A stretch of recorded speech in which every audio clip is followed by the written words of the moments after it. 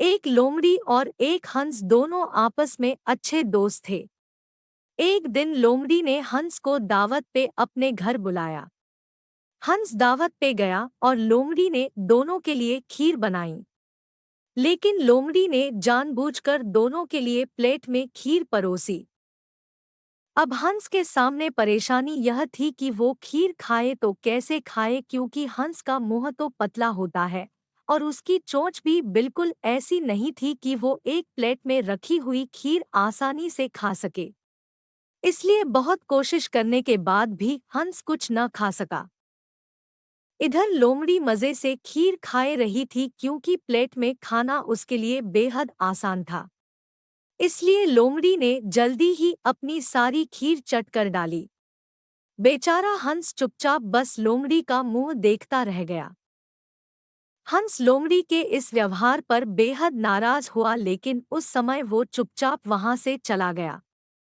अब वो लोमड़ी से इस अपमान का बदला लेना चाहता था। इसलिए कुछ दिन बाद उसने भी लोमड़ी को अपने घर दावत पे बुलाया। इस बार हंस ने दोनों के लिए खिचड़ी पकाई। जब लोमड़ी दावत पे आई तो हंस ने दोनों के लिए पतले मुंह वाली सुराहियों में खिचड़ी परोसी। अब लोमड़ी यह देखकर परेशान हो गई कि उसके लिए एक पतले मुंह वाली सुराही में खाना परोसा गया है, जिसके कारण वो कुछ भी खा नहीं सकती। लोमड़ी को इस बार बहुत जोरों की भूख लगी थी, लेकिन अब वो खाए तो कैसे।